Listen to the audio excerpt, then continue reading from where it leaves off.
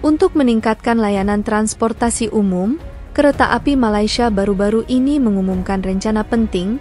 Mereka bermaksud untuk memperkenalkan 62 kereta penumpang baru melalui perjanjian sewa yang ditandatangani dengan China, dengan perkiraan total biaya sebesar 37 triliun rupiah.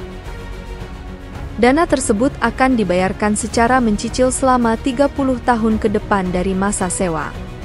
Menariknya, dalam beberapa tahun terakhir, kita akan dengan jelas merasakan bahwa pengaruh Cina dalam pembangunan infrastruktur Asia Tenggara semakin berkembang, sangat kontras dengan pesaing utama Cina, Jepang, yang secara bertahap memudar. Pasar ini baik dalam pembangunan infrastruktur maupun pengadaan kereta.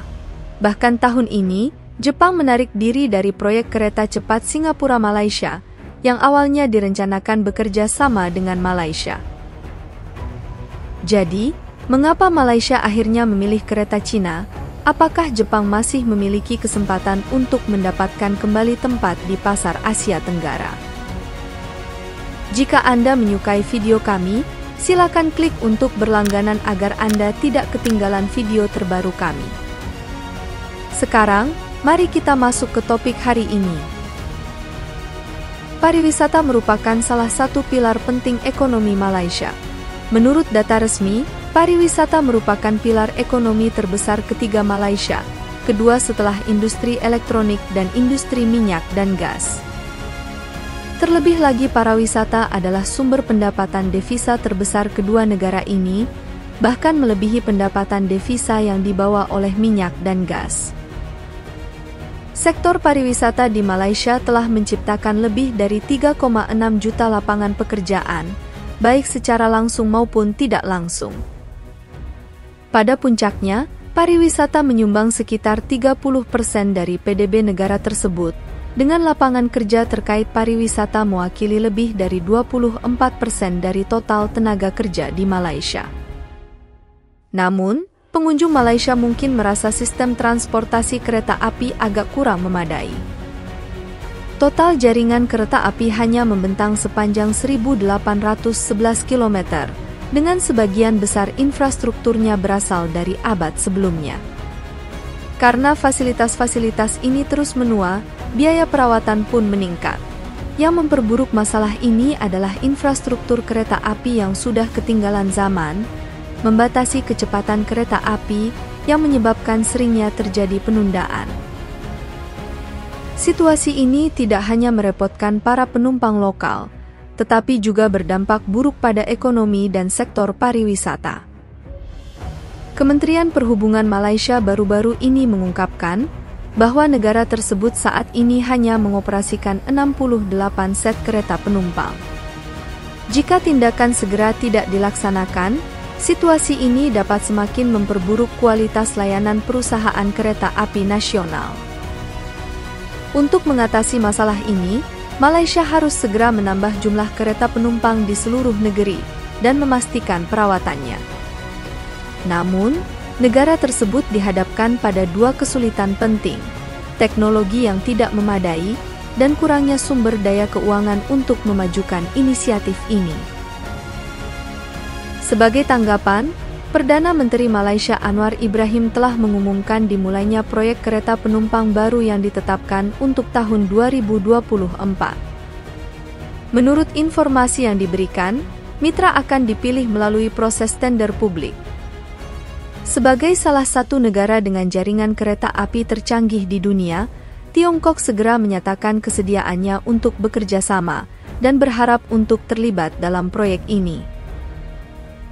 Pada tahun 2015, CRC Corporation Tiongkok mendirikan fasilitas manufaktur luar negeri pertamanya di Malaysia, menjadikannya negara pertama di kawasan Asia yang mampu memproduksi peralatan transportasi kereta api.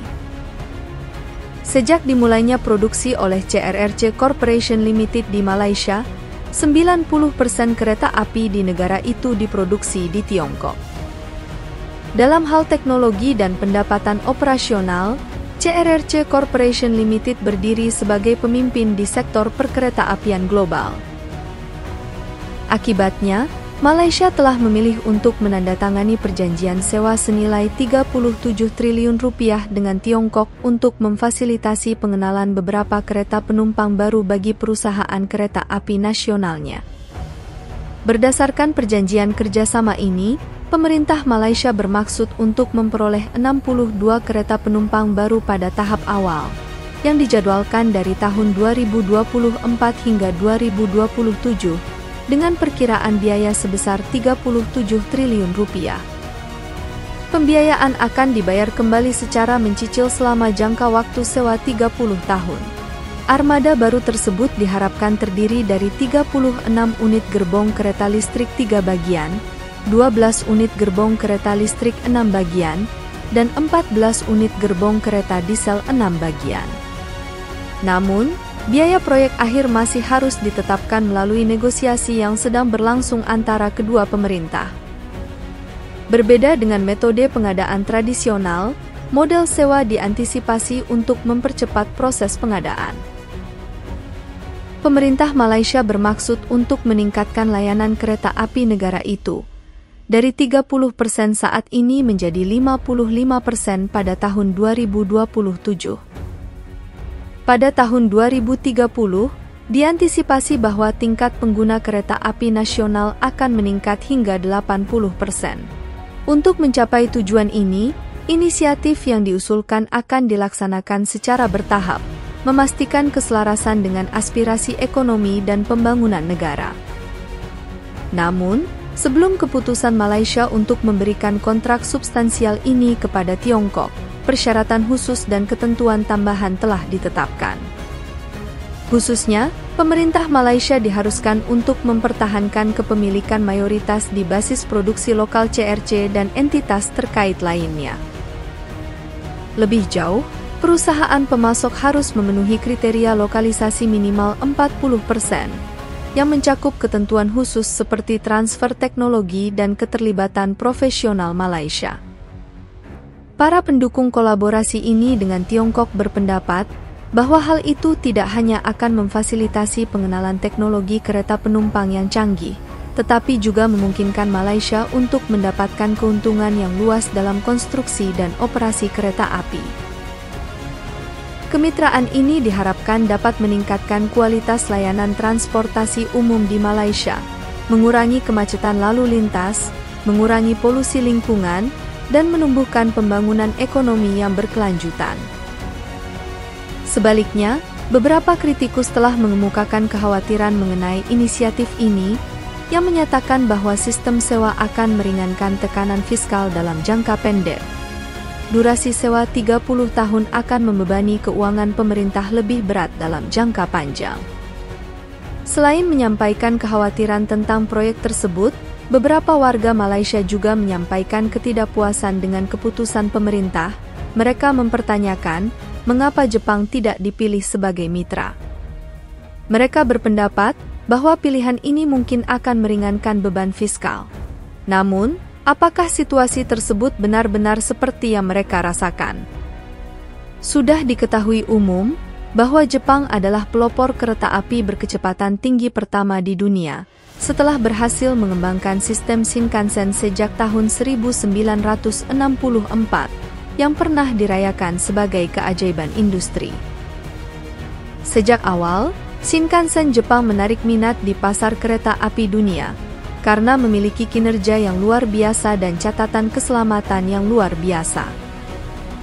Pada abad ke-20, Shinkansen menguasai 40% pangsa pasar dunia, hampir menetapkan standar untuk teknologi dan keselamatan kereta api berkecepatan tinggi di seluruh dunia. Khususnya dalam hal keselamatan, kereta api berkecepatan tinggi Jepang telah mempertahankan catatan yang sempurna, dengan hampir tidak ada kecelakaan, dan mendapatkan kepercayaan luas karena keandalannya yang tinggi. Namun, saat kita memasuki abad ke-21, kereta api cepat Jepang tampaknya tengah berjuang dengan inovasi teknologi dan perluasan pasar internasional. Tahun ini, Jepang bahkan mengumumkan keputusannya untuk menarik diri dari proses lelang proyek kereta api cepat yang menghubungkan Singapura dengan Kuala Lumpur, ibu kota Malaysia. Sepanjang pengetahuan saya, total panjang proyek kereta cepat Kuala Lumpur diproyeksikan sekitar 350 km. Inisiatif ini telah dinegosiasikan antara Singapura dan Malaysia sejak 2013. Setelah selesai, layanan kereta ini diharapkan akan berfungsi sebagai pusat transportasi penting di Asia Tenggara, mengurangi waktu tempuh antara kedua kota menjadi hanya 90 menit. Namun, meskipun telah dibahas selama 10 tahun, proyek ini belum juga dimulai.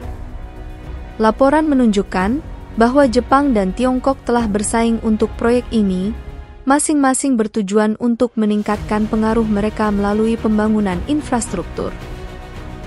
Dalam rangkaian peristiwa yang mengejutkan, Jepang baru-baru ini mengumumkan penarikannya dari proses penawaran untuk proyek kereta cepat Singapura Kuala Lumpur, setelah menghabiskan banyak waktu dan sumber daya.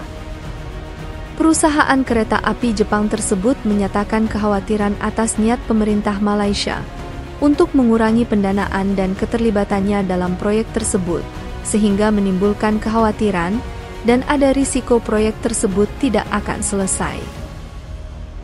Lebih jauh lagi, inisiatif kereta cepat Jepang lainnya di Asia Tenggara telah menghadapi banyak kesulitan. Misalnya, proyek kereta cepat Vietnam Utara Selatan, yang hak konstruksinya telah diperoleh Jepang 16 tahun lalu, telah menghadapi masalah perencanaan yang besar, yang menyebabkan penundaan yang lama dan pembengkakan anggaran. Hingga saat ini, kemajuan proyek masih lamban, dengan konstruksi yang belum dimulai secara resmi. Situasi ini telah menyebabkan ketidakpuasan yang cukup besar dari pemerintah Vietnam, yang secara terbuka mengkritik kinerja Jepang.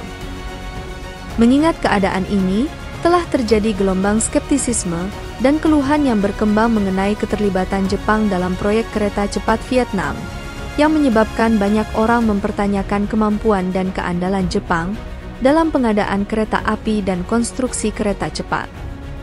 Sebaliknya, Tiongkok telah mencapai tonggak penting dalam bidang kereta cepat, yang dicontohkan oleh proyek-proyek seperti kereta api Tiongkok-Laos, dan bersamaan dengan proyek kereta api Tiongkok-Thailand mengalami kemajuan dengan kecepatan yang lebih tinggi, dan Vietnam telah melanjutkan rencana kereta cepat Utara Selatan, yang berpotensi dipercayakan kepada Tiongkok untuk membangunnya. Jelas bahwa teknologi canggih Tiongkok, operasi yang efisien, dan harga yang kompetitif telah menarik perhatian semakin banyak negara di seluruh dunia, yang mencakup wilayah dari Asia Tenggara hingga Afrika, dan dari Eropa hingga Amerika. Jaringan jalur kereta cepat Tiongkok yang luas telah menjadi simbol utama kehadiran bisnis internasionalnya. Oleh karena itu, banyak orang akan mempertanyakan, apakah Malaysia membuat pilihan yang bijaksana dengan bekerja sama dengan Tiongkok. Untuk memastikan Anda tidak melewatkan pembaruan apapun, silakan berlangganan channel kami dan aktifkan notifikasi, karena kami akan terus memberikan video yang menarik dan informatif.